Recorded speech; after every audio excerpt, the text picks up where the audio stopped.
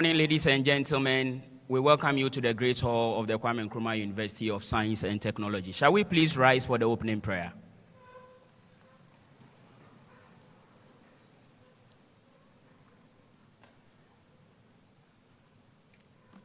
Please let us pray. Almighty and ever-living God, it is in you we live, move, and have our being. We thank you for the gift of our lives and the gift of today. Our hearts are filled with praise and adoration for you, for the life of this great and noble institution, the Kwame Nkrumah University of Science and Technology.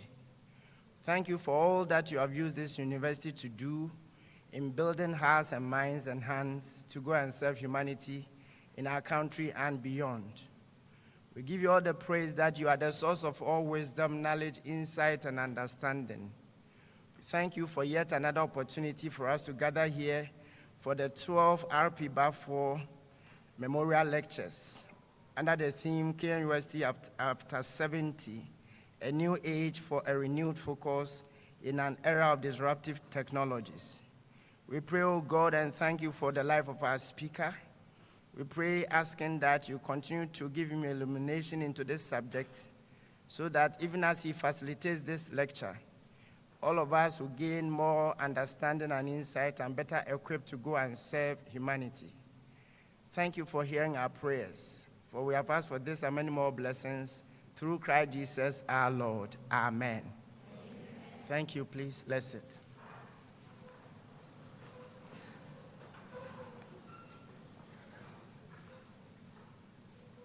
Once again, on behalf of the Chancellor and the Vice-Chancellor of KNUST, I welcome you to the Great Hall of the Kwame Nkrumah University of Science and Technology.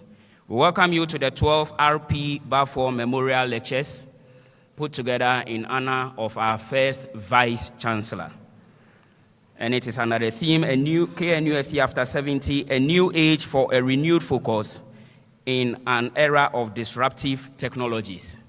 This morning, our speaker, who happens to be an alumnus, will be the person to deliver the first of 3 sessions put together for this. He's a geodetic engineer, a technology manager, a former service manager for mission-routed data at the National Aeronautics and Space Administration, NASA USA, and the current Director General of the National Communications Authority, Ghana. Shall we please applaud our speaker? Before we zoom into action, it's my pleasure to welcome our Vice-Chancellor to give her opening remarks. Please applaud Professor Mrs. Rita Akosua-Dixon.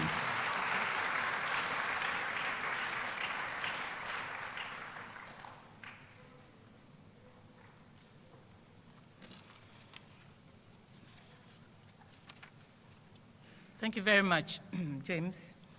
A very good morning to all of you. I said good morning. Thank you very much. Former Vice-Chancellors, Pro-Vice-Chancellor, Registrar, Finance Officer, Provost of Colleges, our distinguished lecturer for this memorial lecture, Mr. Joe Anokye, the family of Dr. R.P. Baffour, deans and directors, heads of departments, members of convocation, Nananum, alumni present, junior and senior staff present, junior members present, all our children from the various schools herein gathered, our friends from the media, ladies and gentlemen. Let me welcome you all to this very important program where we honor the memories of a great icon and visionary of our great university, Dr. R.P. Baffour, the first Ghanaian Vice-Chancellor of our noble university. For the 12 R.P. Baffour Memorial Lectures, we are privileged to be focusing on a very important topic. KNUST after 70, a new age for a renewed focus in an era of disruptive technologies. Specifically for this morning's lecture, our esteemed lecturer will concentrate on KNUST, a history of remarkable growth in science and technology education, resilience, and adaptability in the digital space. Throughout the 3 lectures ahead of us, a distinguished lecturer will look back over the past 7 decades, reminiscing on the archives of technology and establishing how far we have traveled and how further we can go. Please refer to the abstract in the brochure for additional information. For the 12 R.P. Baffour Memorial Lectures, our speaker, as you've been told, is none other than one of the finest telecom maestros KNUST and the world has ever produced. Thank you. Thank you. Thank you. Distinguished ladies and gentlemen, we are honored to have a very esteemed personality, one of our own alumni, as I said, in the person of Mr. Joe Anokye, taking us through this lecture. Mr. Joe Anokye is a renowned telecommunication executive with over 29 years of hands-on technical and management experience in telecommunication management, telecommunication networks, and cyber security in both public and private sectors in Africa, Europe, Asia, and North America, with vendors like Cisco, Nortel, 3Com, just to mention a few. Mr. Anokye worked as senior network engineer from 1994 through to 1997 at the United States Postal Service headquarters in Washington, D.C. From September 1997 to January 2016, he worked as a network engineering service manager, mission router data service owner at NASA Goddard Space Flight Center in Greenbelt, Maryland, USA. He had supported 49 space shuttle missions by the end of the U.S. space shuttle missions in 2011. 49. You are sitting down. Please clap for him. Thank you. Thank you. Thank you. His team, the NASA Ground Communication System, NASCOM, managed the terrestrial communications between ground stations, mission control centers, and other elements of spacecraft ground segments.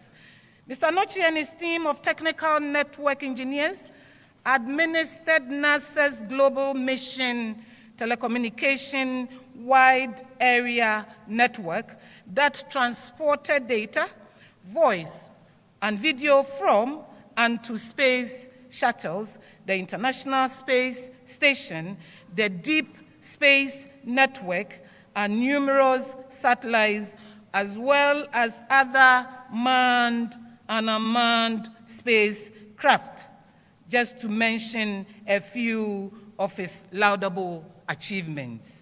If you didn't understand any of them, don't worry, you can, during the break, fraternize. Mr. Anokye was a premier Cisco technical instructor from the year 1999 through 2016 in Washington, D.C., Maryland, and Virginia, USA metropolitan area.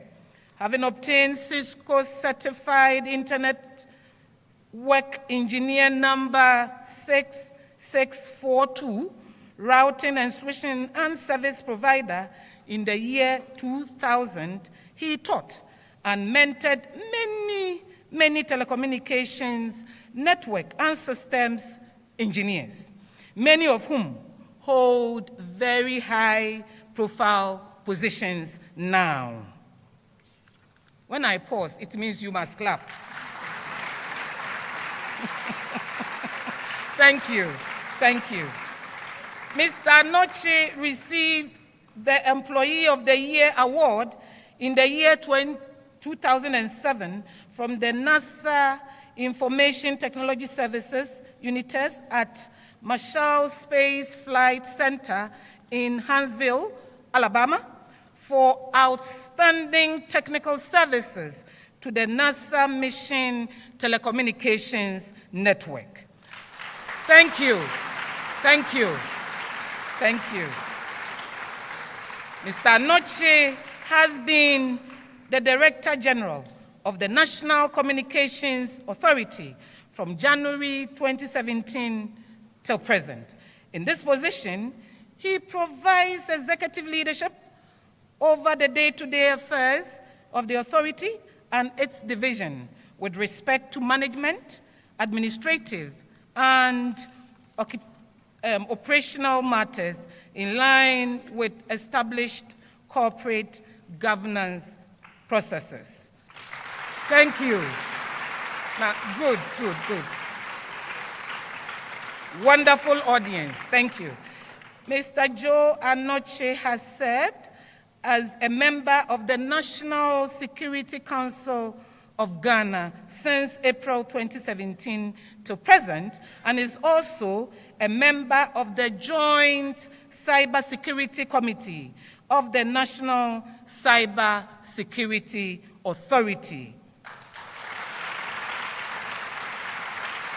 Thank you. Mr. Anokye holds a BSc Geodetic Engineering degree from the Kwame Nkrumah University of Science and Technology, Kumasi. Thank you. Of course. Thank you. Yes, he could only have attended the best university in the country, by the way. Clap again, clap again.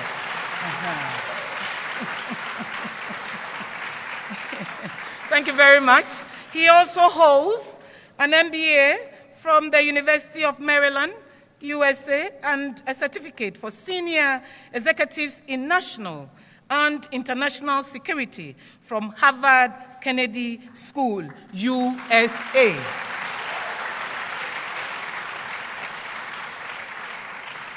Thank you very much, and this is where I need your help.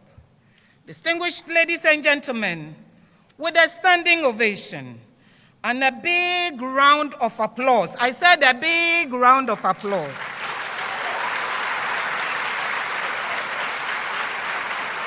Thank you. Kindly help me welcome Mr. Joe Anokye to the podium. Thank you very much.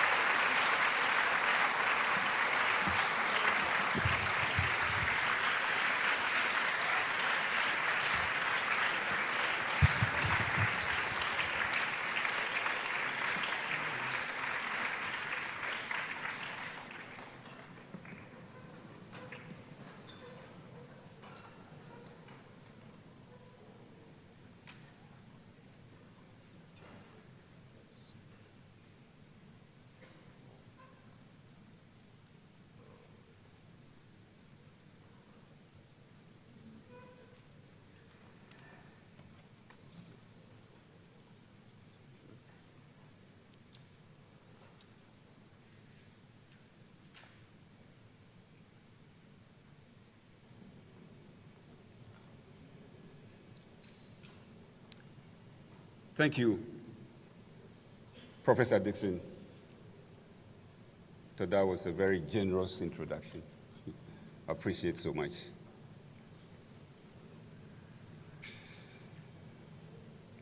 Vice Chancellor, Pro-Vice Chancellor, former Vice Chancellors, former Pro-Vice Chancellors, Registrar, members of the Diplomatic Corps, Honorable Ministers, honorable members of parliament, honorable MMDCs, provosts of colleges, members of convocation, senior and junior staff, Nananum, alumni of the university, parents and guardians, invited guests, family of Dr. R.P. Baffour, members of the press, our distinguished peoples who are here, ladies and gentlemen, good morning.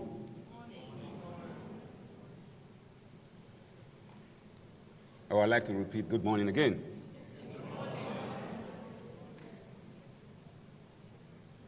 I wish to thank His Royal Majesty and Chancellor of KNUST, Otumfuo Osei-Tutu II, Asante-Hene, the Vice Chancellor, Professor Richard Dixon, the entire KNUST community for honoring me as the 12th speaker at this prestigious Dr. Robert Patrick Baffour Memorial Lectures.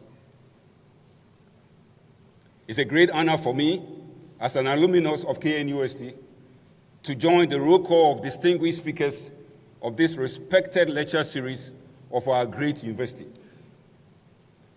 It's an honor and privilege for which I am truly humbled. And so I thank you.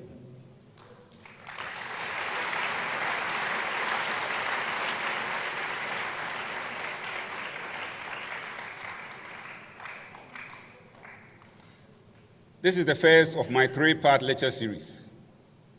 Madam Chair, before I delve into the heart of today's theme, let us take a moment to appreciate the great vision and dynamic leadership of Dr. R.P. Baffour.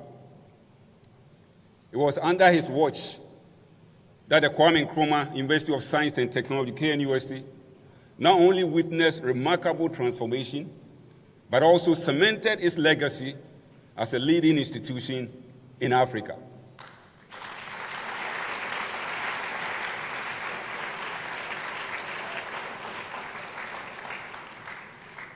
Established in 1977, these lectures are a tribute to a man whose dream has transformed KNUST into a great and globally competitive institution that continues to touch countless of lives and impact our nation and beyond.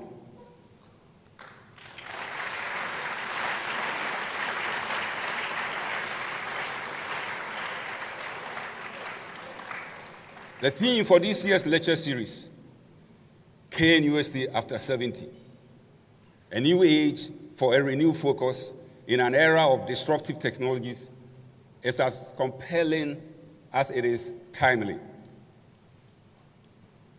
Disruption may invoke such negativity because it conveys a message of change, a change between the status quo and some new reality. Unfortunately, change requires investment, one's discretionary energy, something not everyone will freely because we take comfort in our routines. Madam Chair, perhaps I should begin with a definition of disruptive technologies. According to Magana 2017, disruptive technology is a positive force. It is the process by which an innovation transforms a market whose services or products are complicated and expensive into one with simplicity, convenience, accessibility, and affordability to the industry. Investopedia also defines disruptive technologies as an innovation that significantly alters the way that consumers, industry, or business operate. Disruptive technology sweeps away the systems or habits it replaces because it has attributes that are clearly superior.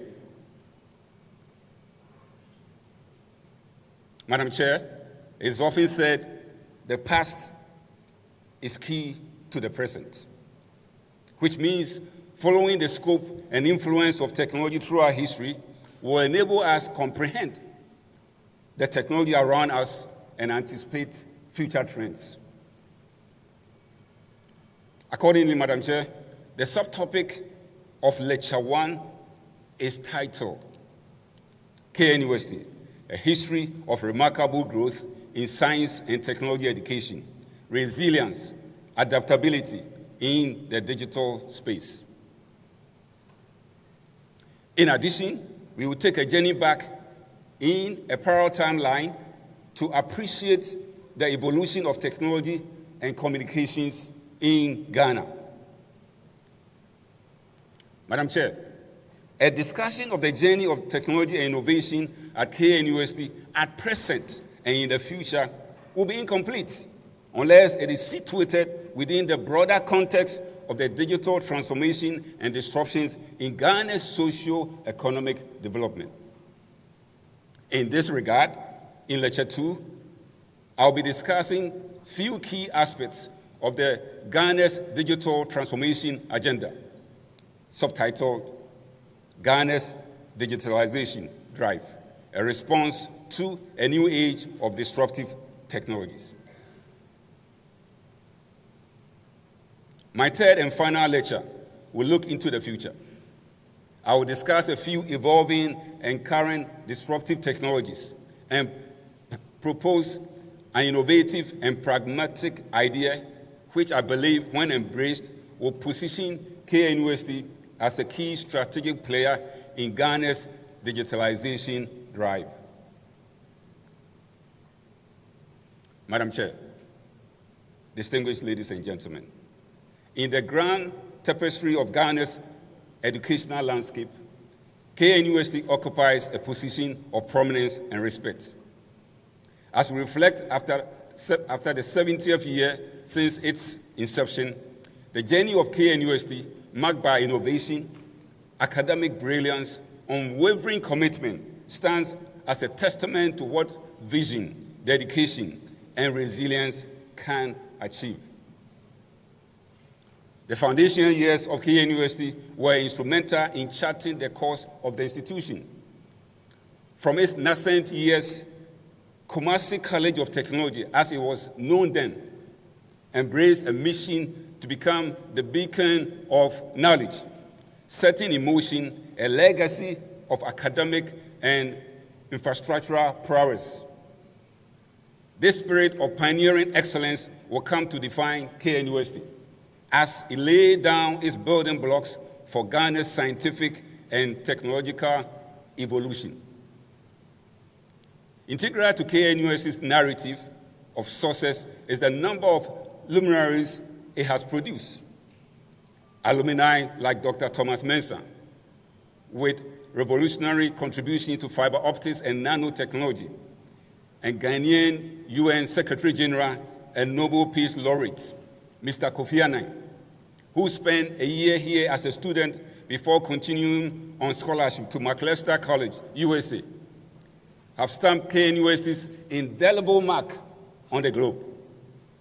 Simultaneously, esteemed faculty like Professor Francis Alute, the great mathematician, has carved out niches of excellence in global academia, further elevating the university's stature. In the embryonic stages after its inception in 1952, KNUST was a bold vision waiting to be realized. The campus, bubbling with energy and enthusiasm, was set amidst the vibrant backdrop of a newly independent Ghana, seeking to chart its path in the world. From the onset, the university's leadership recognized the importance of marrying scientific prowess with infrastructural development. Meticulously curated curricula encompassing sciences and technologies were introduced. These curricula were ahead of their time, reflecting not just the needs of the day, but also forecasting the demands of the future. They were designed to mold students into innovators and thought leaders who will propel Ghana onto the global stage. Infrastructure was another cornerstone KNUST's early vision. The very architecture of the university bore testimony to this, with the state-of-the-art labs, lecture theaters, research centers dotting the campus. Each brick laid was a step towards establishing KNUST as a center of technological advancement. One of the most defining elements of KNUST's formative years was its culture of innovation. Pioneering research in agriculture, engineering, and medicine became its hallmark. Notably, the establishment of dedicated schools and colleges, each tailored to specified fields of study, ensured deep dive into niche areas of expertise. Moreover, the university in its early years focused on creating an environment that fostered not just academic excellence, but holistic development. Student bodies, societies, and clubs were initiated, leading to the blossoming of a vibrant campus life that prepares students for the world of work. Underpinning all these, Madam Chair, was the spirit of Pan-Africanism, driven by the ideals of Kwame Nkrumah, the nation's first Prime Minister and President. KNUST sought to be an institution that served not just Ghana, but the entire African continent.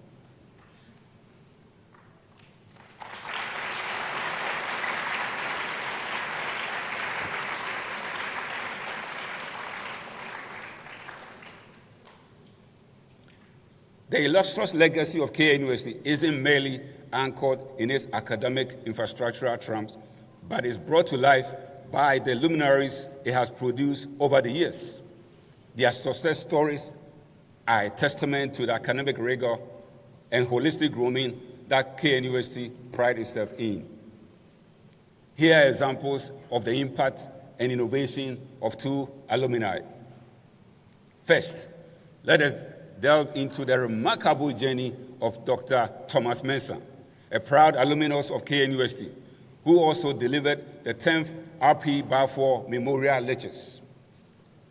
His groundbreaking contribution to the development of fiber optics manufacturing and nanotechnology revolutionized global telecommunications, ushering in an era of seamless high-speed communications.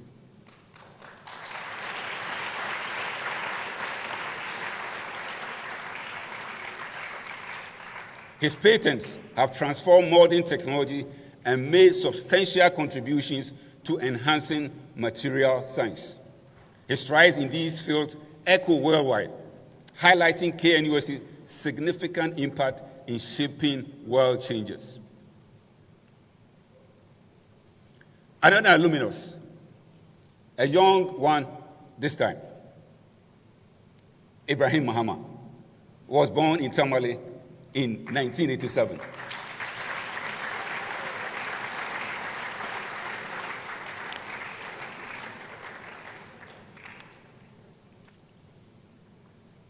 Mahama, founder of the Red Clay Studio based in Tamale, is best known for his large-scale works made from jute sacks and other artistic expressions.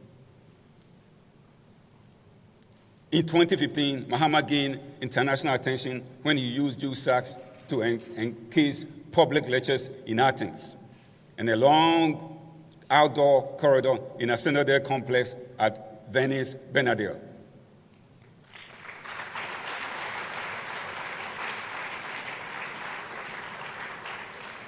In the realm of academia, Professor Francis Alute, a distinguished faculty member of KNUST, gained global recognition of his Alute formalism, a technique used to determine matter out of space. His extensive contribution to the field of physics has placed KNUST on the global academic map, underscoring the university's commitment to fostering excellence and innovation.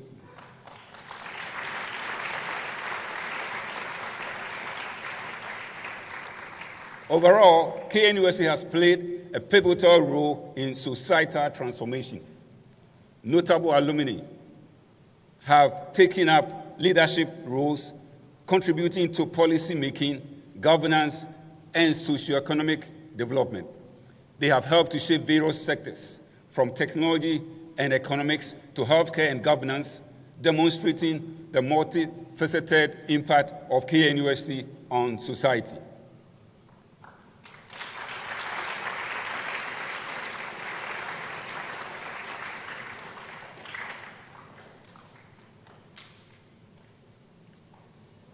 The remarkable narrative of KNUST's evolution over 70 years is adorned by the extraordinary accomplishment of its faculty members and vice-chancellors. These esteemed individuals have not just contributed intellectually, but have been pillars in the structural and academic growth of the institution, ensuring its alignment with both national and global labor market demands.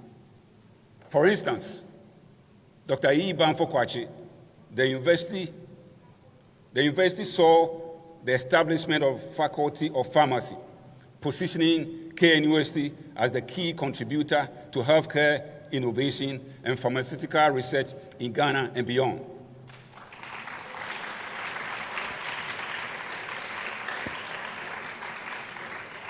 His era also witnessed the introduction of varied courses tailored to the expanding technological landscape, providing students with the requisite skills and knowledge to navigate the shifting tides of the global market.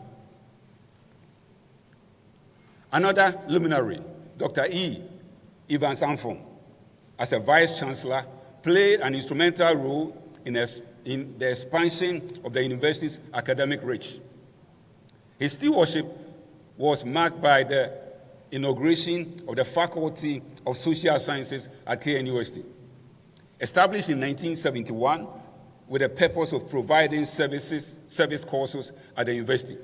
These include economics, English, French, geography, history, law, and sociology, a critical condition that broadened the university's academic scope beyond the realms of science and technology, reflecting the multidimensional nature of contemporary national and global challenges.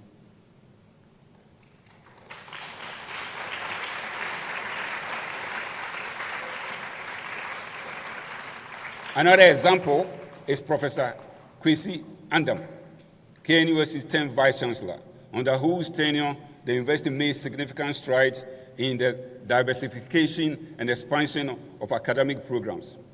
During his tenure, KNUST introduced 6 new degree programs, including sports and exercise medicine, aerospace and petroleum engineering, food science and technology, environmental science, post-harvest technology, and telecommunication engineering. This ensured that KNUST graduates remain at the forefront of emerging industries.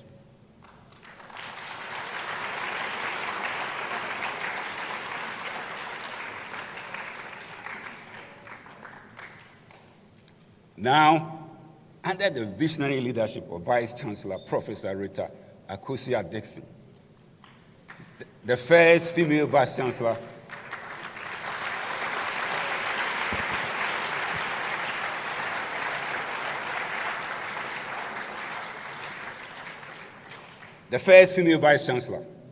the Academia-Industry Partnership for National Development has been established. The partnership aims to bridge the gap between industry skills requirements and academic research and learning.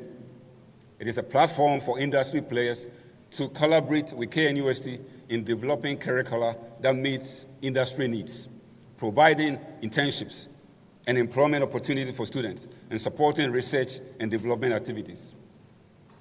Professor Dickson has also made significant contribution to the field of pharmacy. She is an accomplished phytochemist whose scientific knowledge and research expertise have impacted the international scientific community in terms of training, mentorship, and scientific appraisals.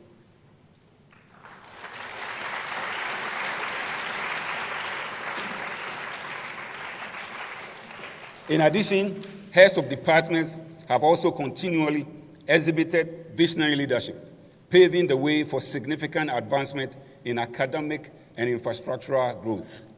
The Department of Computer Science, under the headship of Dr. James Ben Heffron Akwa, underwent substantial expansion, anticipating the explosion of information technology sector.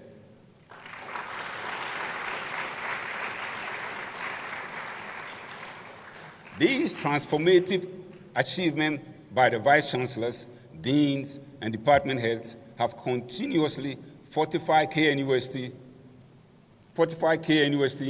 as a reputation of innovation, excellence, and social advancement. Their unfaltering efforts in course of expansion of the faculty have seamlessly aligned with changing demands of global and national labor markets.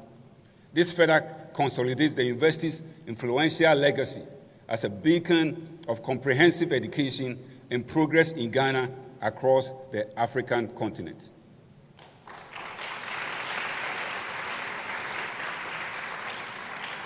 Madam Chair, as I stated in the introduction, to appreciate the progress made by KNUST so far in the field of technology, let us take a journey back in parallel timeline to understand evolution of technology in Ghana. Madam Chair, the 21st century has ushered in rapid technological transformation, redefining connections and communication globally. In Ghana, these advancements have influenced socio-economic development as the nation embraces digital transformation age. From the humble beginnings with traditional communication methods like smoke signals, gong beaters, and talking drums, the nation has rapidly integrated digital technology into public and the private sectors. Ghana's history is rich with examples of such methods. Gong beaters, also known as town criers, convey messages from traditional authorities to communities, and horn blowing and talking drums played essential roles. However, by the 19th century, long-distance communication was revolutionized with the advent of telegraphs and telephones, leading Ghana into the telecommunication age. Recognizing the potential, Ghana was among the first countries in sub-Saharan Africa to liberalize telecommunications, media, and postal services in the latter part of the 20th century.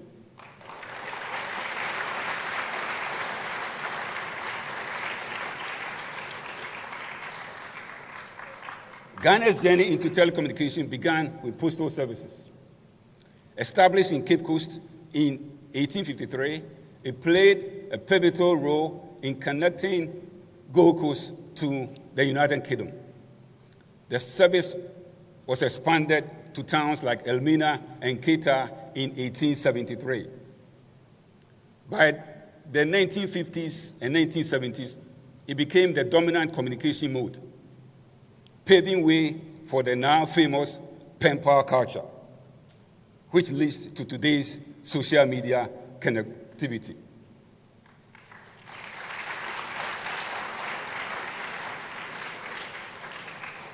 The country's print media history is also notable, beginning with Sir Charles McCarthy's Royal Gold Coast Gazette in 1822.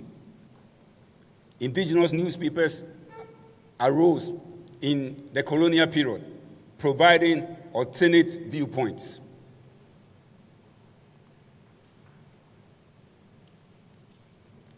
Telecommunication services expanded further in Ghana with the installation of the first telegraph line in 1882 and the first manual telephone exchange in Accra in 1892.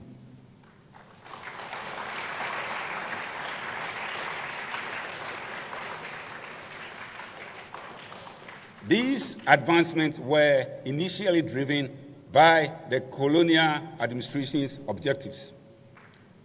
By the 1950s, Ghana saw an automatic telephone exchange and upgrade of trunk lines, integrating cities like Accra, Kumasi, Takoradi, and Tamale.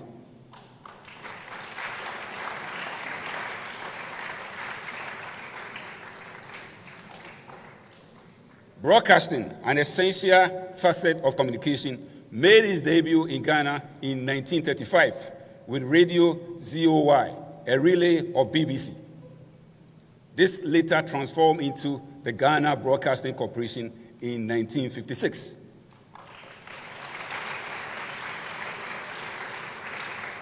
Offering services in multiple languages. Television entered the scene in 1965, transitioning from black and white to color in 1985, and moving to digital by 2010.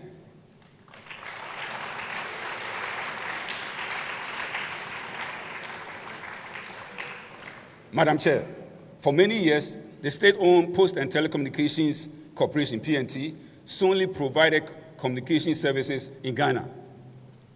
Characterized by inefficiency and poor quality, its growth rate stagnated, especially in comparison with neighboring countries. From 1980 to 1993, the expansion was marginal, with a mere 1,000 additional telephone main lines, with an overemphasis on serving the capital city, Accra.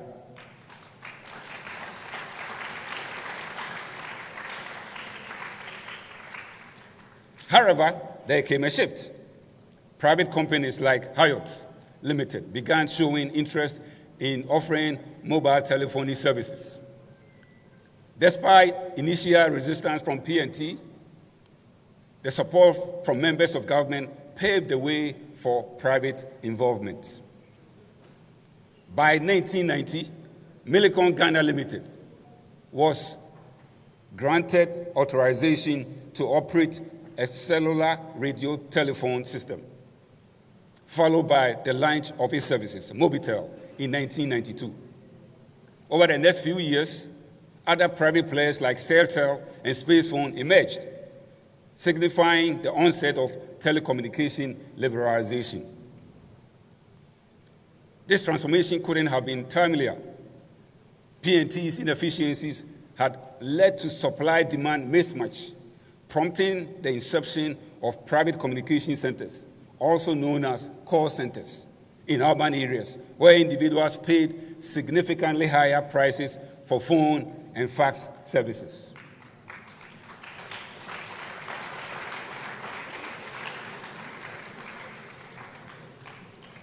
Until 1994, Ghana's broadcasting services were under strict government control.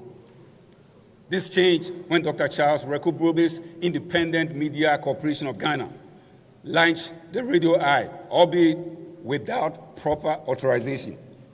Even though the government promptly shut down Radio Eye, the act became a catalyst for a broader change.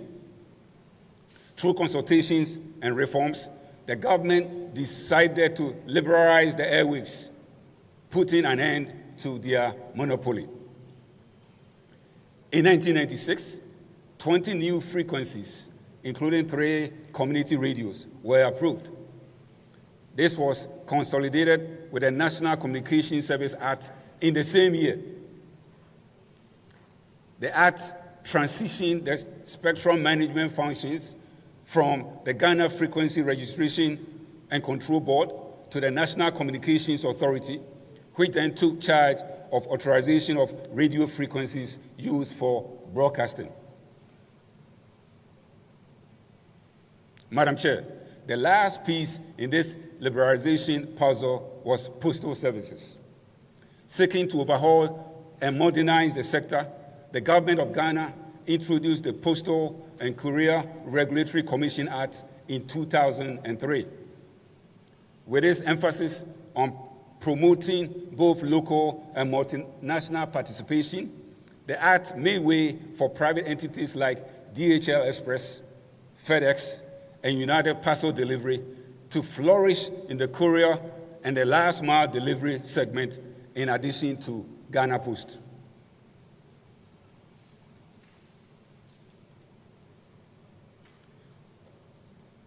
Madam Chair, KNUST has undergone significant changes in technology infrastructure and communication systems.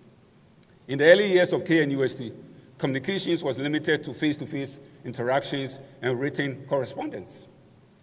The first telephone exchange was installed in 1960, which allowed for more efficient communication between departments and offices on campus. In the 1970s, the university began to use telex machines for internal and external communications. The 1980s saw the introduction of computers on campus. The first computer laboratory was established in 1985, which marked a significant milestone in the history of technology at KNUST.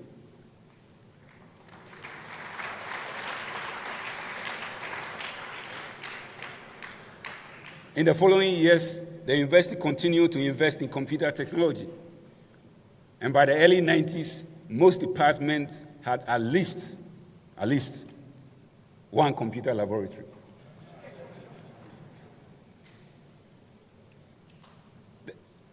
The 2000s saw a significant shift towards digital communication systems. The university began to use email as primary mode of communication among students, faculty, and staff. The introduction of the Learning Management System, LMS, such as Moodle, allowed for online course delivery and assessment. In recent years, KNUST has continued to invest in technology infrastructure to support its academic programs. The university has implemented a wireless network across campus, which allows students and faculty to access the internet from anywhere on campus. Additionally, KNUST has set up e-learning center called KNUST e-learning. It's a virtual academic space that provides various resources to augment the learning experience of students and lecturers. The resources include virtual classroom, online exams, video chat and conferencing, web room conferencing, electronic information resources, and many more. Today, KNUST continues to invest in technology infrastructure to support its academic programs and provide students with access to cutting-edge technologies.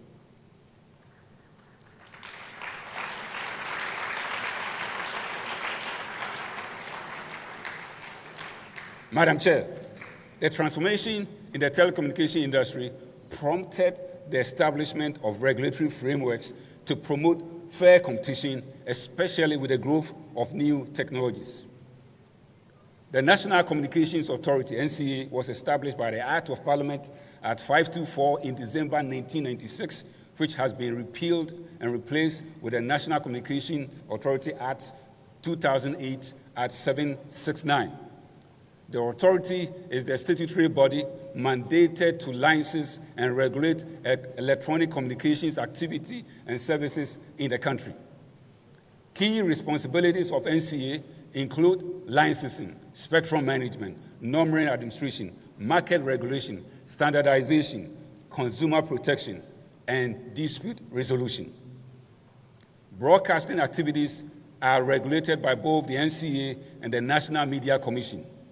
While the National Media Commission primarily focuses on media content, the NCA manages competition and licensing of the sector. Madam Chair, initially Ghana had telephony services over copper wires, mainly for voice and fax. The internet was introduced in 1995 through collaborations between local and international entities, including Professor Ni Nako Kwenu's Network Computing System, NCS. Madam Chair, in 2001, the SAT3 undersea fiber optic cable began operation, providing the first links to Europe for West African internet users. Ghana Telecom was a member of the consortium which invested in building cable, and there was a landing site in Accra. This significantly improved speed of internet access in Ghana with a 340 gigabytes per second capacity. Later in 2009, Madam Chair, Glo1 cable with its 2.5 terabytes per second capacity landed in Ghana. Also, Main 1 cable, with its 1.92 terabytes per second capacity, landed in 2010. And in 2011, the West Africa Cable System, WACS, also landed in Accra at a 1.58 terabytes per second. The advent of these submarine landing services has been instrumental in promoting communication, education, commerce, and financial inclusion in Ghana.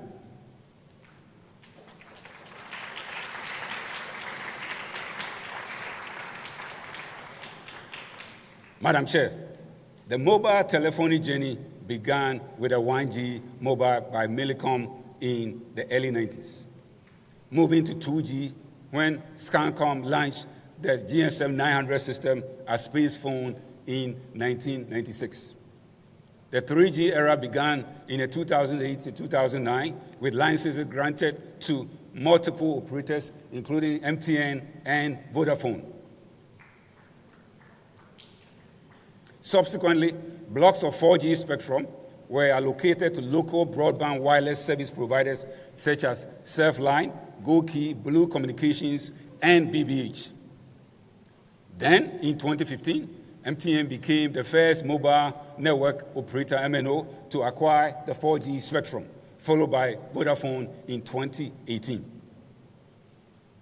Madam Chair, broadcasting transitioned from analog to digital, starting in 2008 with a piloting of terrestrial digital video broadcasting system by GBC. Subsequent launches included those by Sky Digital and GoTV.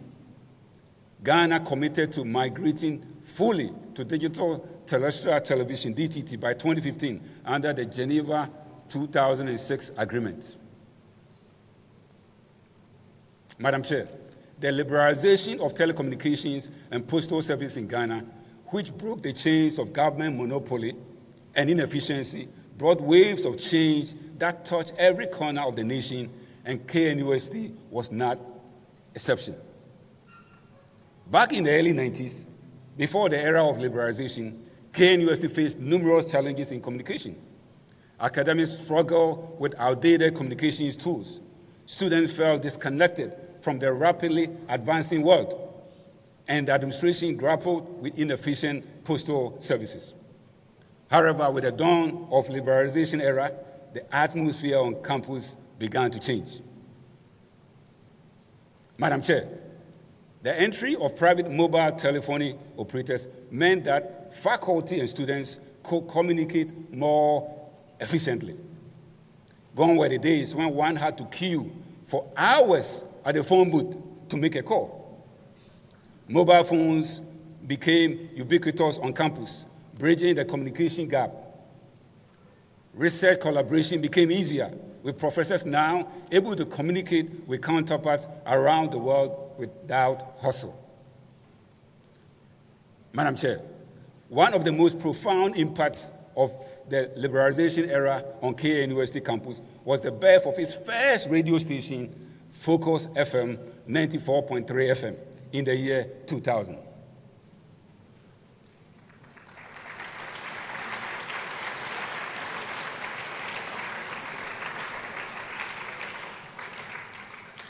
Focus FM is the university's official radio station, which provides news, music, and educational programming to the university community.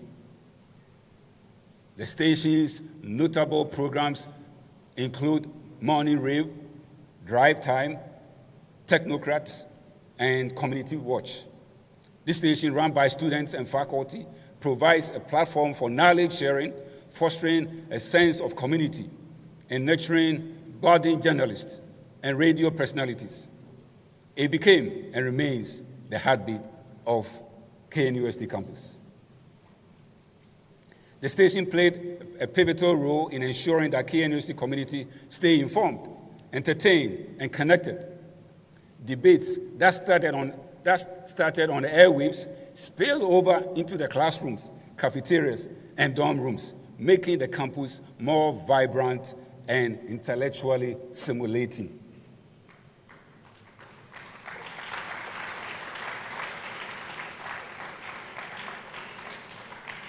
This is not just a radio station, it's the voice of KNUST. Moreover, the liberalization of postal services saw an improvement in delivery of academic materials, letters, and parcels to KNUST. With entry of efficient courier services like DHL and FedEx, students and faculty could now receive and send packages globally, enhancing the university's global reach. Madam Chair, the story of KNUST in the liberalization era is a testament to the transformative power of free markets and competition. It highlights how breaking down barriers can unleash a wave of disruptive innovation and progress, changing fortunes of institutions and individuals alike. Today, KNUST stands as a symbol of this transformation, basking in the waves of change brought about by liberalization. In conclusion, Madam Chair, the journey of Kwame Nkrumah University of Science and Technology over the past 7 decades stands as a testament to what vision, dedication, resilience, and collaborative spirit can achieve. From its foundational years to the unparalleled success stories of alumni and faculty, KNUST has remained a beacon of knowledge, innovation, and academic brilliance in Ghana's educational landscape.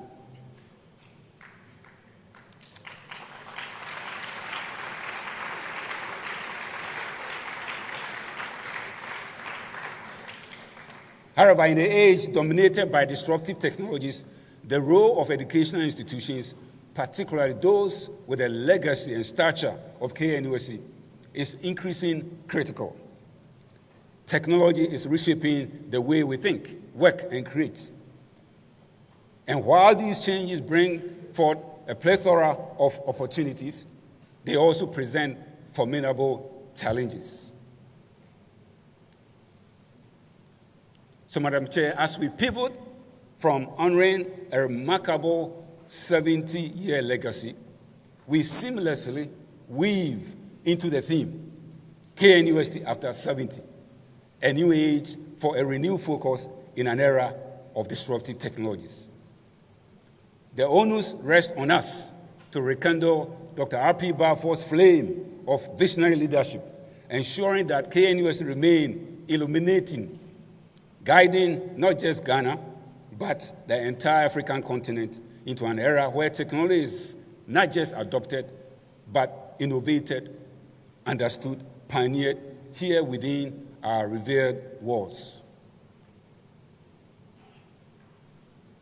Madam Chair, in the next lecture, I'll be discussing aspects of Ghana's digital transformation agenda, subtitle, Ghana's digitalization drive, a response to a new age of disruptive technologies.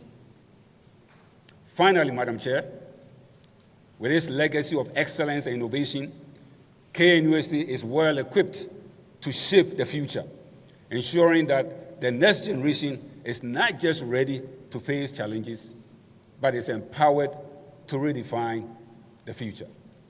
I thank you, Madam Chair.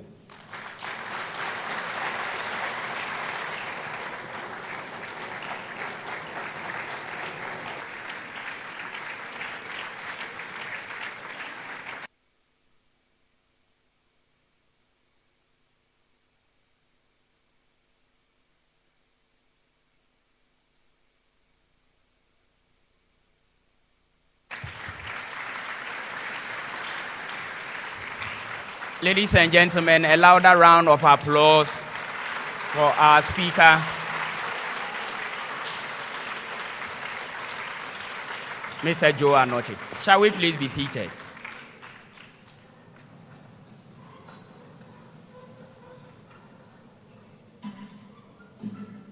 Let me please remind you that there will be a question and answer session, but before then, we would invite Ejako and his group to give us a musical interlude. So please prepare your questions. Our speaker will address them.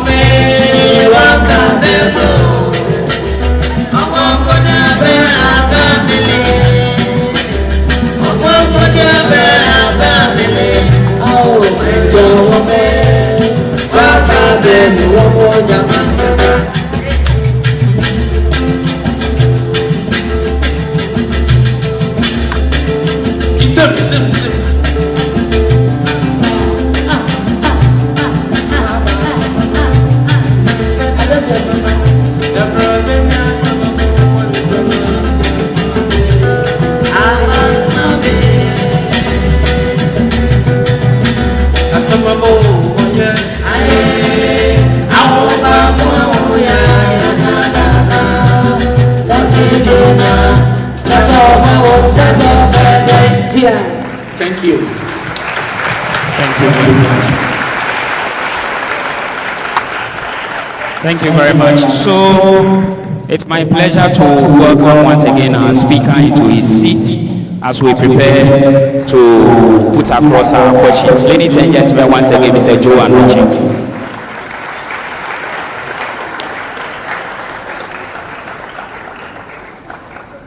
So he will take a set of 5 questions and address them at a go. So if you have a question for him, please put up your hand. A microphone will be brought to you. and then you ask your question.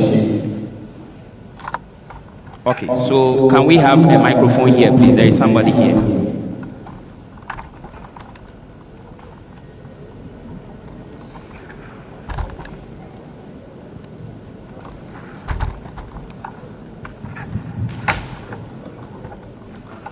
Thank you. My name is Gideon Oseyaji, and then my question is, since KNUST wants to be the pioneer and then understand everything concerning technology, right now the current situation of telecommunication, that is from, I like that you highlighted the history on the 2G to 4G. Okay, now in other countries they are having 5G plus, and then even with our 4G that we have, we are not able to maintain it accurately. What are the conscious efforts put in place to make sure that these technologies are improved? And then my second question is concerning regulation of the airwaves. The NCA is supposed to regulate the airwaves. Right now, if someone should switch on the television, you are only supposed to watch morning shows and then even football matches. After that, there is no proper show going on. All you can see is just noise, basically. What are the regulations put in place to ensure that these airways are controlled and regulated very well? Thank you. All right, thank you very much. Any question again from anybody? Any question? Okay. Do we have somebody's hands up? Okay, over there, please. But as the microphone goes, I think I also qualify to ask a question. Mr. Anokye, is it? All right. So, Mr. Anokye, I know very well the relationship between NCA and the National Media Commission. Of course, National Media Commission regulates the content, and that then impacts on the technical aspects, NCA. Taking off from where my brother left off, we've observed over a long period of time some undesirable programs on our airwaves. I mean, people doubling money, juju things, and unfortunately, it doesn't fall directly in your remit. It's rather NMC. I would want to understand the relationship between you and NMC that finally results in your revocation of their licenses, because I know when an entity applies for a license, they present a proposal which includes the program philosophy and even the program outline that's going to be executed on that license. And I'm very sure they don't tell you in the proposal that they will be showing juju and double money. How does the work of NMC result in you taking action to sanitize the airwaves? Thank you very much. Do we have any questions? Okay, over there. Go ahead, please. My name is Boromeo, and my question is, what is an aluminum and nanotechnology? Thank you for your question.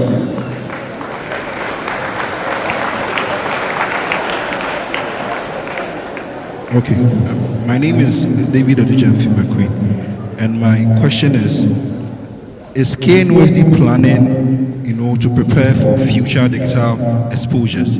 Because as we know, as we continue to grow, as time passes, digitization and the digital space grows. So are we preparing, to meet any digital exposure? And also, my second question goes with, KNUST has done well going digitally, because now students can access and pay their school fees online and everything. But students can't, access their lecture notes, PDFs online and all that. So is there any plan in place for that? Because I believe if students are able to access these notes and PDFs online, it can help them grow and all that. And that last question goes for the students. Shall we please have silence, please? The students' email, KNUST students' email. most students don't know what the email really actually is and how helpful it can be for them. So is there anything in place to actually take students through the importance of the student email here in KNUST? Thank you very much. Thank you. So we'll stop here for our speaker to address the questions, and then we'll go for the next batch. So Mr. Anokye, please.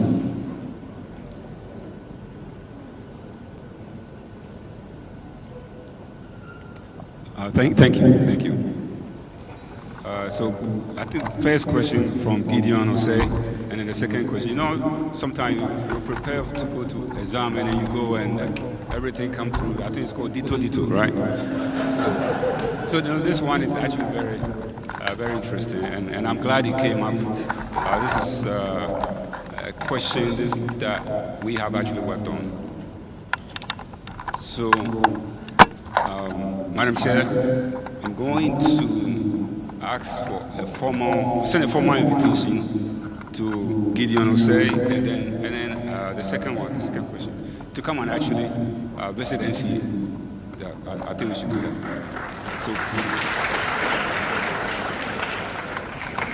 So the common question between them, let me address that on the issues, egregious content that we currently have in our airwaves. Now, as I've mentioned or stated in my lecture, the NCA's responsibility is to regulate licenses. So we actually issue licenses, make sure that entities that put requests in for license, we, based on certain criteria, we give you the license. Now, NCA doesn't regulate the contents. That's what Media Commission does, the National Media Commission. Just recently, the National Media Commission and the NCA collaborated in putting together a system that allow citizens to report any undesirable content. A number was put out there. It's a toll-free number. I'm not sure if you heard this. 800-419-666. 800-419-666. And in fact, you can make a call right now. The NCA has built a state-of-the-art broadcast monitoring center. Now, the purpose of the broadcast monitoring center from NCA's point of view is to be able to ensure that entities that we give licenses to, they are in compliance as far as the KPIs, the technical requirements. But then the center has the ability to also record content. So the collaboration with the Media Commission is, if right now, if you call 800-419-666 and report, whoever will take the call, they put down the name of the TV station. Chances are we have the capability of now monitoring 150 TV stations simultaneously recording. We now, the service, have the ability to see all 13 satellites that oversees Ghana's territorial airspace. So there's no TV station that is going on that we will not know. So when you call, they will quickly go to the program and then they record. At the end of the week, we send a report to the National Media Commission, who will now take it from there. So there's a lot of work actually going on. It's amazing. I'm glad to say that the Broadcast Monitoring Center of the NCA is actually the first in the sub-region. As we speak, regulators in the sub-region they're coming in every other month to come and see the work that the National Communications Authority, working with the Ministry of Communications and Digitalization, have done. So, Madam Chair, I'm throwing a challenge and an official invitation to Gideon to come in and actually see. Maybe the telecom. I believe that the School of Telecommunications actually have visited the center. Now, regard to 2G, 3G, 4G. You're right. Plans are far on the way to get to 5G. We've made sure that the spectrum required for 5G is available. There are a few policy decisions that have to be made as to exactly how that spectrum will be made available. It's very complicated because of the way the market is. You don't want to proceed and only one entity have the capability of acquiring the 5G. So a lot of discussions ongoing, but I definitely know that by the year 2024, official announcement will come through as to 5G. Now, again, I understand that it is also not whether it is the 3G or 4G or 5G, but it's also the infrastructure that you have. Do you have enough infrastructure as far as the last mile is concerned? That's also one of the keys. This afternoon, I believe, in this afternoon's lecture, I'll share a very, very important information as to some of the things we have done. Currently, all internet traffic goes through the submarine cable landing. We currently have, based on the numbers that we went through, it's about 5.9 terabytes, total 5.9 terabytes. But they are very complicated. Every now and then, a submarine cable will go down. And when they go down, it takes time because you have to send a ship in. So one of the things NCA is doing is to license additional submarine providers. And I'll share a bit more this afternoon. So yes, 5G is coming. It will certainly be here. But the onus is also on the institution itself to beef up your local internet services, your Wi-Fi services, making sure the halls, the various places where people meet, there's a fiber optic connection to the central point, and your 5G comes in to only help. You cannot have 5G when even your local network has issues.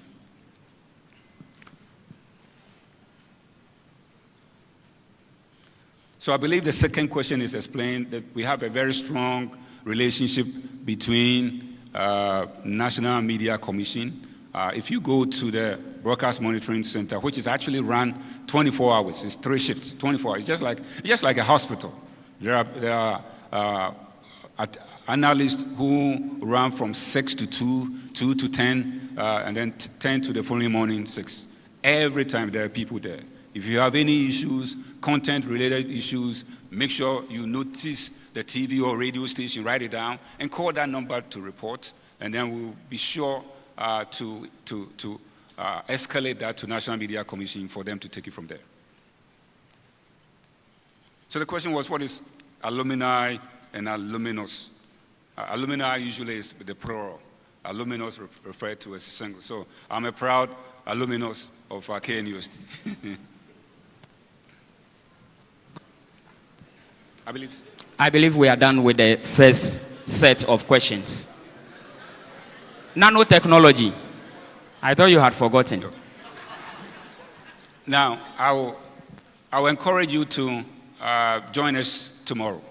Okay, tomorrow. So we will discuss that. So those are some of the future digital transformation that KNUST have to embark on. So if you look at the theme, KNUST is saying, we've been here for 70 years. We've done a whole lot, and KNUST have done a whole lot. But there's disruptions all over the place. Today, life is about disruptions, disruptive innovations. So how should KNUST be positioned so that 70 years from now, when they meet, right, they will see that they haven't been left behind. And nanotechnology is one of those things we'll discuss hopefully tomorrow. Thank you. So our next set of questions.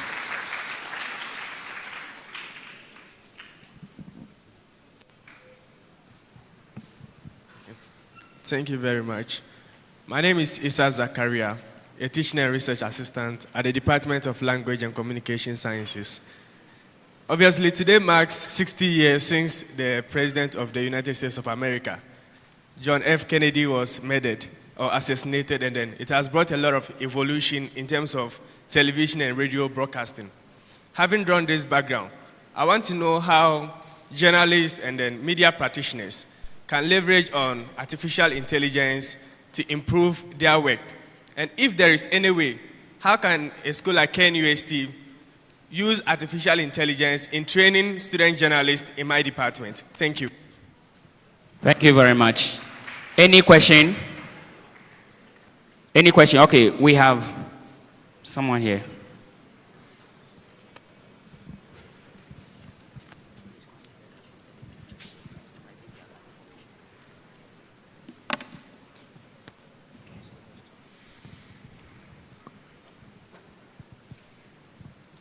All right.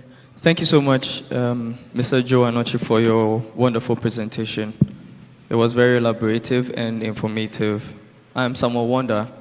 I remember vividly one time you confidently walking through the studios of Tech TV to record for one of the virtual transmissions as a motivational speaker. So I'm wondering whether during your presentation the omission of Tech TV was deliberate. If it was not, are we going to see a collaborative push to a higher level? And we also want to know, after you left, has there been any thoughts or considerations that we are going to see a better KNUST-TEK TV, which is the first, actually, among other universities to have been brought up? Thank you, sir. All right, thank you. We'll go for our third question here.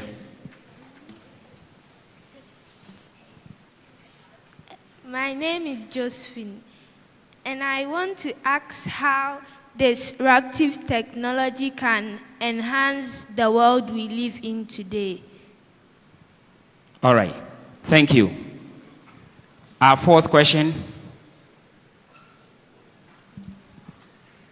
Please, my name is Sarah. Please, I want to ask that in the process of gaining success, do you only think about yourself or you consider the people who are competing with you? Thank you. Please repeat your question. In the process of gaining success, do you only think about yourself or you consider the people who are competing with you? Thank you. People who are what? Competing with him? Yes. Oh, okay. Did you get that, please? Yes, that in trying to achieve success, do you think of only yourself or you do think of others who may be in competition with you? It looks like the basic school came for you today. Okay, so if no more James, questions, we... Oh, okay. Please go ahead. Yeah. Thank you. I'm Kweku Agbesi, the global president. I have two questions for you. There's a perception out there that licensing is granted to only political actors. For your 7 years stay at NCA, what do you think can be done to improve the governance and the independence of NCA?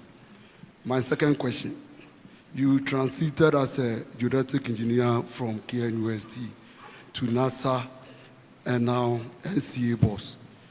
If you are asked to advise the young people on their career options and passion for work, what will you say? Thank you very much.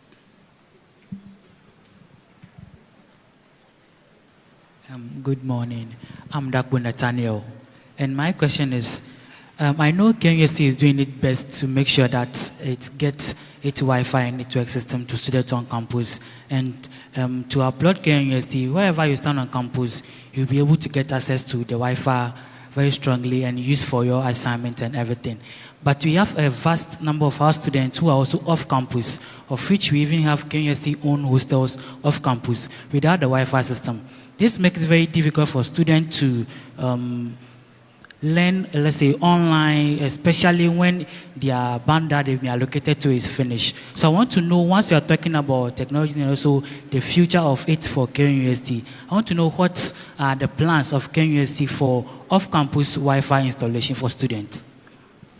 I believe your question rather sits in the university. That one will not go to our speaker. So we'll deal with that internally.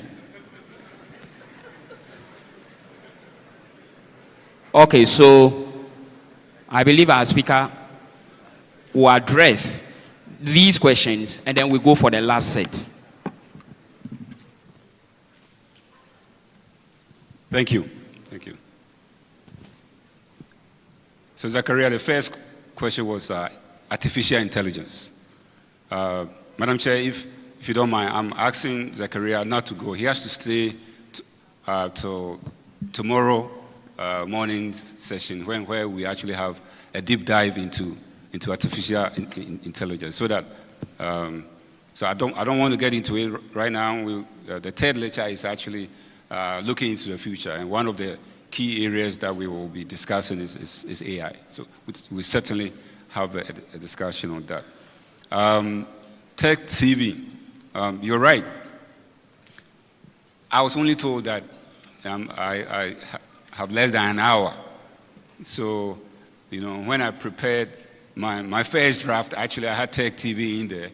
And then I had to go and reduce. Yesterday, actually, we did rehearsal, and we could only squeeze in about 45 minutes. But Tech TV is doing exceedingly well. I've had discussion with Vice Chancellor actually this morning, so you'll be hearing from us. We certainly will make sure that we do whatever we need to do to support.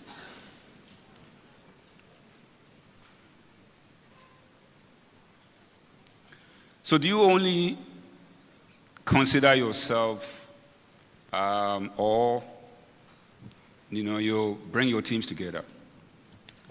So I actually believe in teamwork.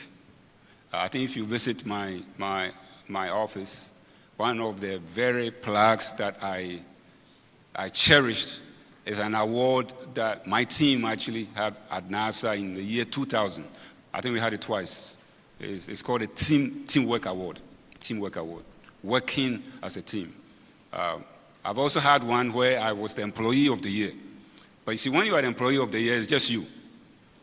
But when it's the teamwork, it's the whole team. You can never get much done without a team. So that's the message that we preach even at NCA. If you ask my team at NCA, I say teamwork. The team will always win. Individuals won't win. The team will win. So you can't just consider yourself. We've done things, in our lives, supported the community. I'm pretty sure even today, if you go to the Washington metropolitan area, Washington, Maryland, DC, I don't believe there's anyone who have trained more network engineers than I did in 16 years. Yeah. So, Madam Chair, we started people from scratch. We nursing assistants, taxi drivers. In fact, there's a popular pastor, I won't mention the name. I made 4 of his assistant pastors engineers so that they can support themselves. So teamwork is very essential. So in the journey to be successful, you cannot just look at yourself, but look at the team. Because if the team is successful, everyone wins.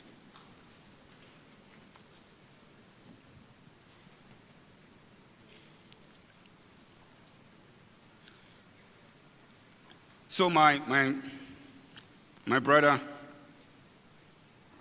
alumni.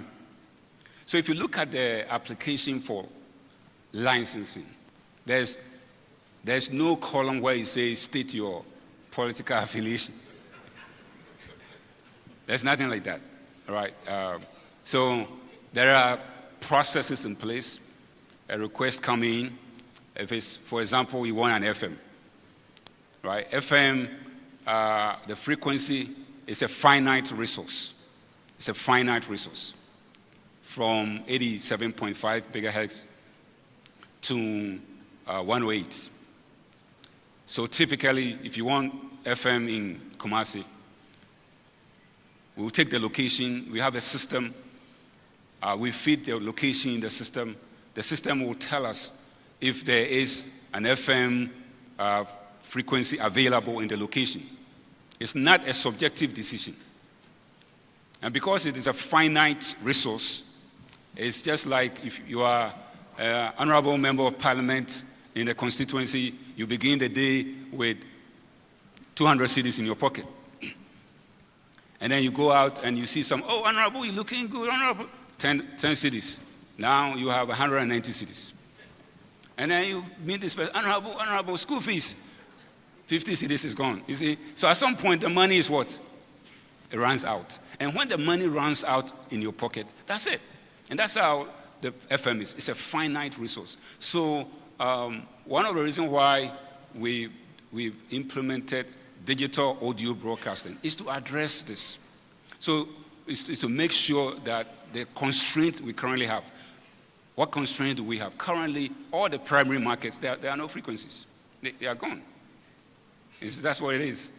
It's not a subjective decision. It's not like somebody's going to look at your face and say, the way your head is, we'll give you here. No.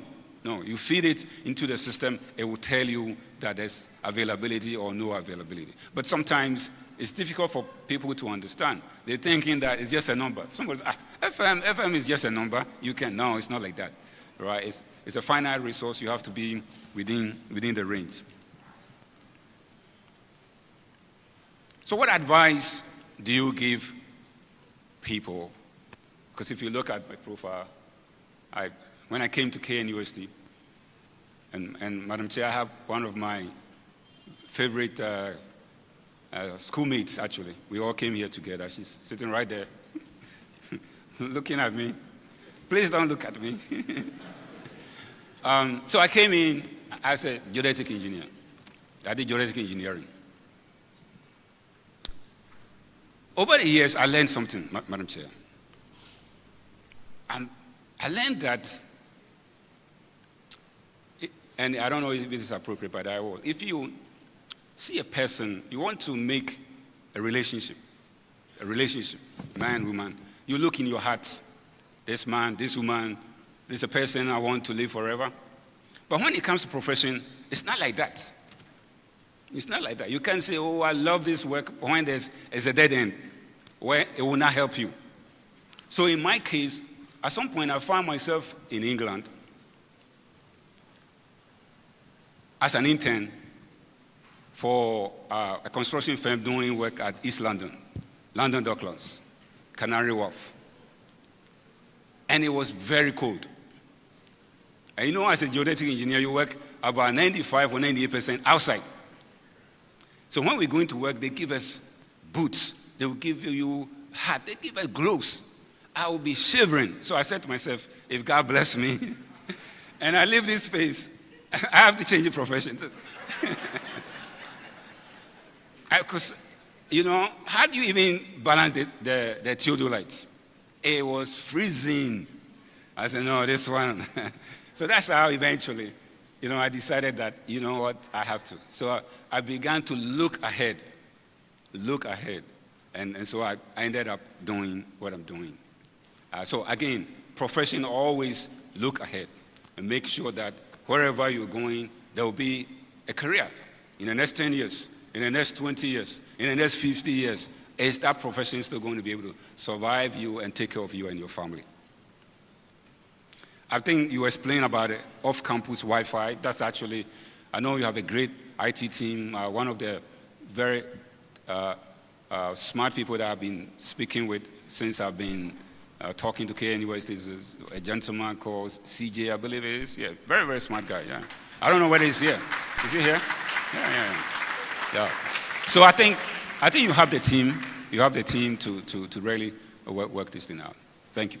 All right, thank you. So we'll go for our last set of questions, and then we'll be done today.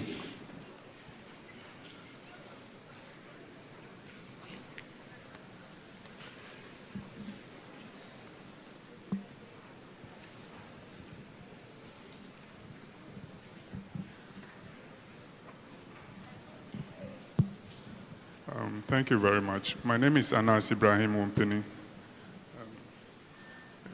research and teaching assistant at Department of Language and Communication Science. Can you please speak up? We can't hear you. Okay. I said I'm Anas Ibrahim Wumpini, research and teaching assistant at Department of Language and Communication Science. I'm a former student. I just graduated that was last week, as a French student. So my concern is with French, and it's more of an addition to what my colleague Issa Zakaria said. I would like to know the plans and then is it the plans and any other resource that maybe we'll be able to use to like help those who are into learning languages, especially French. Because if you look at the global scale, it's more English and then French. So I'd like to know what it is that will be able to promote the language learning in our mother university. Thank you very much. All right, any more questions? Okay, we have two ladies here.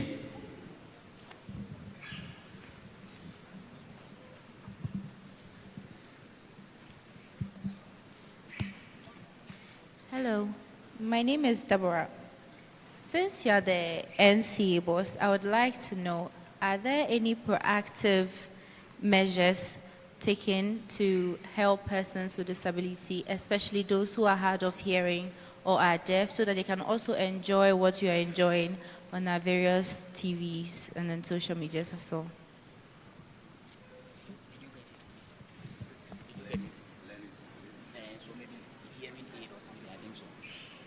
All right. Any more? Let's wrap up. Yes, go ahead, please. I'm Dan Oyeko Kwanzaa. Please, I want to ask, 70% of Ghanaian children are using the internet, and they are learning about other people's culture. And please, is it good that you must learn other people's culture than your own culture?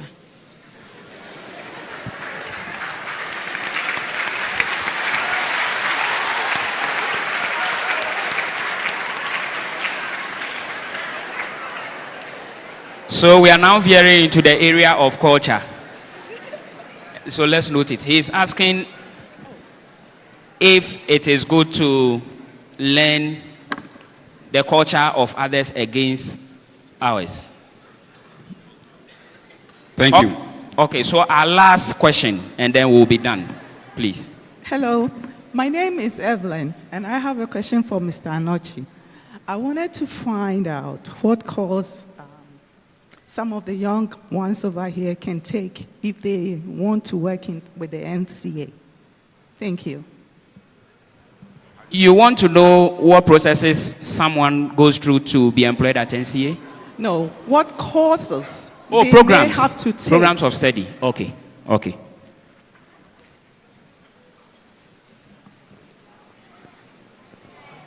Okay, so last question, and we are done. Basic school. Yes, please. Please, my name is Kofi Fosuhene, and my question is it the Vice Chancellor and the past Vice Chancellors who contributed mostly in the faculty achievements? Okay, thank you. So we'll end it here. You won't answer that. We wanted to find out whether it was the Vice Chancellor, you know their case, so, or the deans who contributed to the development. Yeah, so you deal with the few you have, and then we'll wrap it up. So thank you. He will address them, and we'll bring the session to a close.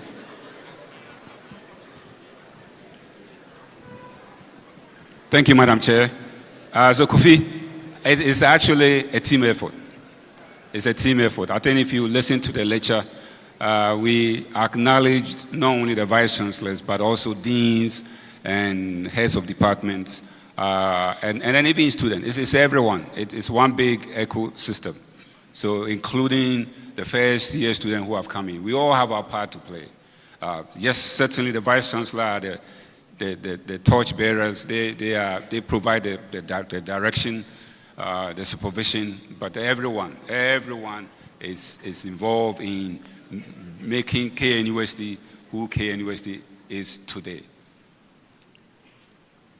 So Evelyn wanted to know about what course will one have to do to work at NCA. Madam Chair, if you don't mind, my NCA team, can you stand up, please, so we can see your NCA? Can you please,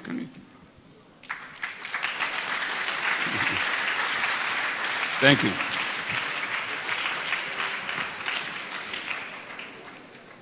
But then, honestly, it's not a specific course.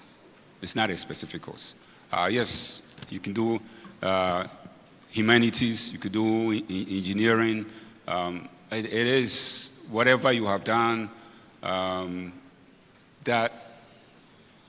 Some people actually do, psychology, and they come and do intern, or they come and do national service, and then you find out that they actually have a lot of abilities that we can tap into.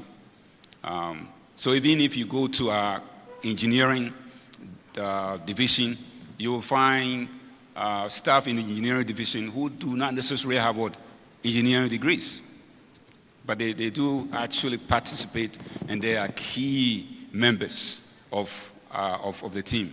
One of our very core divisions is the regulatory administration. I don't know if there's any course here called regulatory administration. There's none. It's a different course, competition. It could be economics. It could be geography. So no, there's not a specific course that I can. Certainly, if the engineering department is looking for someone who understands spectrum or who really have done technical engineering courses, that's a different thing. But other than that, we do have a vibrant finance division. So you can expect that if you did something related to finance, you'll be there. We do have, a very vibrant, we call consumer and corporate affairs, and most of them have done communications. So, I think even their director is a alumnus of KNUST. I think she did communications here. I believe she's actually here. Exactly. So, you can also, we do have HR. So if you did HR, human resources, also that certainly can help. But in general, honestly speaking, first degree for me is basics. All you need to do is to get your first degree, and that's why I'm sitting here. My first degree was geodetic engineering, but now I'm the regulator of the communication sector in the Republic of Ghana, and that's not easy. So don't be constrained with your first degree. Don't be constrained with your first degree, and do as much as you can, and be productive as much as you can, and persevere as much as you can, and it shall be well. So for Ibrahim and Deborah, 1 and 2, there are a few innovations that we are going to suggest tomorrow. So I'm hoping that you can table your question for tomorrow.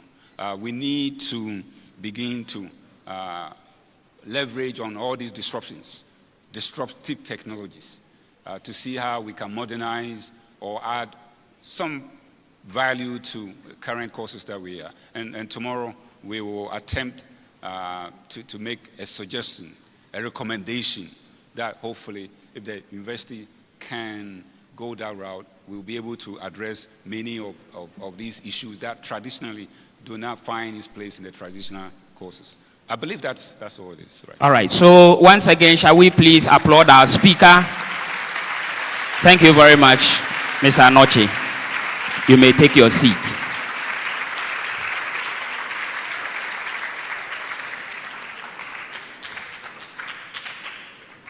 I'd like to remind you that at 4 p.m. we'll have the second session right here in the Great Hall. So please take note and let's come contribute to national development. It's my pleasure to welcome the Vice Chancellor for her closing remarks.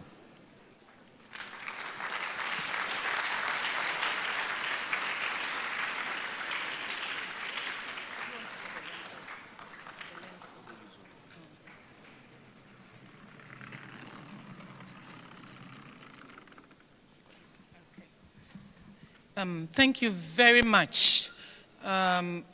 You would agree with me that we have had a very, very engaging session, don't you? Do you want to join me in doing it for Mr. Anokye? Do it better, do it better. Thank you, thank you, thank you. Yes, we have had a very beautiful ride through memory lane. Am I going to attempt to summarize all that he has said? Then that would mean we'll have 3 lectures today.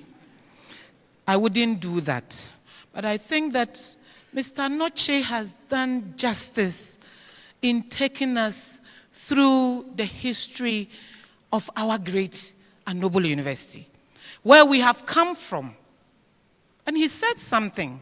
He said that, look, if we cannot appreciate the past, then we cannot have a present, and neither can we have a future.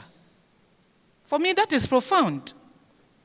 We have come from somewhere. We are doing something now. And where do we want to go looking into the future? As for and he made it very clear throughout the lecture, the place of this university in the socio-economic development of this country, the continent of Africa, the globe, there is no ambiguity about that. All the way to NASA, he's a classical example. Technocrats are everywhere, serving humanity. I have alumni here. Everywhere you go, you see technocrats. We carry the problems of the world on our heads, and we solve problems. Mr. Anokye, on behalf of all of us, we want to say thank you very much. Indeed, you heard him mentioning some names. The roll call. People who have passed or been trained by the university, putting us on the globe. Don't worry if you didn't hear your name. Next time, in 70 years, your name will be mentioned. Because there are many of them, many of them. And I don't think he can just go through the entire list. A number of you here, don't worry. You will be hearing your names very soon. Mr. Anokye, we are very grateful. He has challenged us. And we are very grateful to you. Indeed, it is true. We must give honor to whom honor is due. So we, as a university, will continue to be committed to this lecture. That bold vision that Dr. R.P. Baffour and our forebears, all the visionary leaders who have led this great university, laying one brick, technological brick, one after the other, has brought us to where we are. And we are not done yet. We have come very, very far. But you see, we have even further to go. And how further we want to go, I'm sure he keeps telling us that, look, be here this afternoon, be here tomorrow morning. And he's going to make a lot of recommendations to us. I'm tempted to, quickly just touch on one or two of the questions that related to KNUST. My son who was talking about lecture notes not being available, please, you are the only one there. We have moved on. V-class, we have moved on long ago. KNUST, we have long ago. V-class and lectures are available. We are the leading science and technology university in the country. Remember that. And we are utilizing our e-space very, very well. And we keep adding on. You heard the speaker, the lecturer. Our e-learning center is just doing so well. The UITS team, absolutely fantastic experts. The faculty, everybody supporting. And we also have partners. As we speak, MasterCard Foundation, Pebble of Association of Commonwealth Universities, a number of them supporting us to enhance our e-learning space. And if you go to the colleges, the university has invested so much audiovisuals in our lecture halls. I'm not sure when you left school, but you must make time and come back and visit, because we have moved on. And we will continue to move on. Thank you very much. Thank you.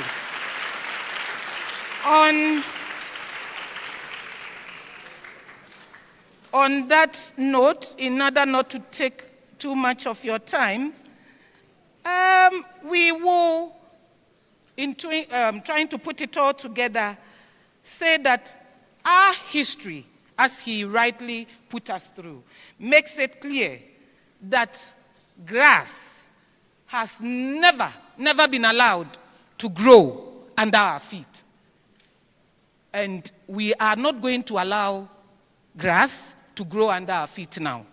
So we look positively, boldly, confidently into the future and find solutions to humanity's problem through science and technology. That is the mandate of this university. And we assure humanity that we will not fail in this regard. Mr. Anokye, one more time, on behalf of management, all of us, the university community, our distinguished guests who joined us, alumni, everybody, we say we salute you for such an elaborate lecture. Please, 4 o'clock, find something to eat. Don't ask me where. Just eat. 4 o'clock, be here, and then we will have the second lecture, and then we finish it up tomorrow morning. We thank all of you, and another round of applause for our lecturer. Thank you very much.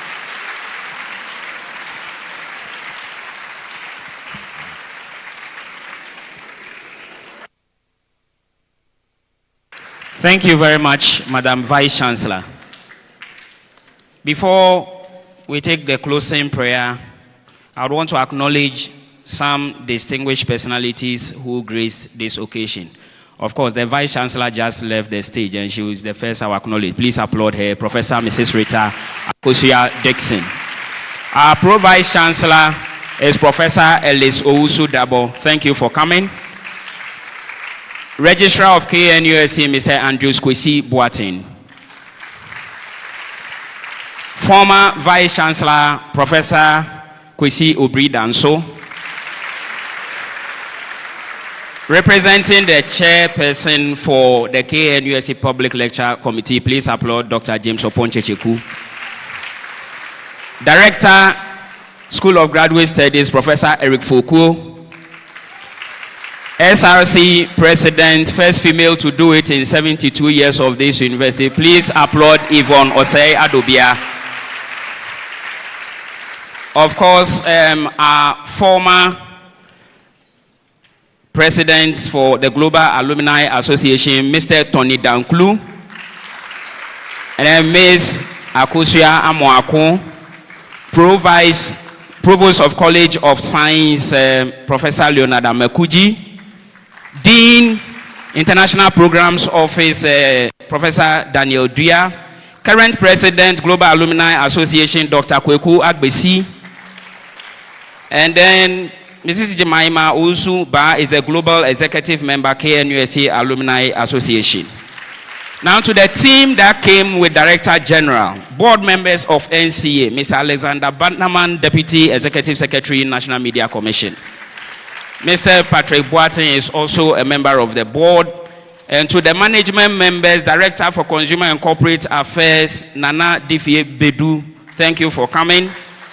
Director for Regulatory Administration, Mr. Kofi Dacha. HR Director, NCA, Dr. Charles Amwa Wilson. IT Director of NCA, Dr. Abdul Majid Idrisu. Director for Regional Operations, Mrs. Rama Pelpu. Ashanti Regional Director, NCA, Ms. Diana Owusu Ansa. Members of the diplomatic corps, thank you all for coming. We acknowledge the presence of JHS students of KNUST Basic School, staff and students of Kumasi Technical University, Nananom of KNUST Traditional Rulers Association, Sign Language gentlemen Daniel Yurinchi and Godfred Agbedamo. Thank you very much. For refreshments, our distinguished invitees, VCs, past VCs management, and the NCA team, you will be refreshed at number 3 guest house of the Vice Chancellor. Convocation will be at Senior Staff Clubhouse. Students and National Service person, please wait behind. We will arrange with you. Shall we please rise for the closing prayer to be said by the Catholic chaplain?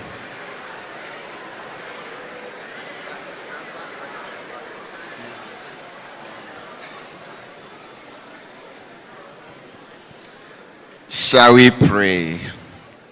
Our help is in the name of the Lord who made heaven and earth. Our Lord and Master, we are so much grateful to you for the gift of our lives. We thank you for this opportunity, for this 12 RP Baffour Memorial Lectures under the theme, KNUST After 70, a new age for a renewed focus in an era of disruptive technologies. We thank you for our resource personnel and the entire theme that you have used to enlighten us this morning. We continue to entrust him and the entire team to your care, that continue to use him to enlighten us to always look forward in our lives, especially when it comes to technology. We thank you for the gift and life of Kwame Nkrumah University of Science and Technology. We thank you for the management, and we thank you for the leadership. And we thank you in a very special way for all those you have used in the past to make KNUST what it is today, and those you are currently using to let KNUST become the one destination of quality education globally. And we thank you for all those who support and sustain us here. It is our prayer that as we go through these lectures, you continue to grant us visionary, innovative ideas, resilience, and in our collaboration, make KNUST what it is for the entire nation, for the entire continent, and the entire world. Continue to bless us even as we began in you, all through our public lectures. These and many blessings we ask through Christ our Lord. Amen. Thank you very much. See you at 4 p.m. Our dignitaries will please come up for the photo taking session with our distinguished speaker, and then we'll recess. So please come up stage.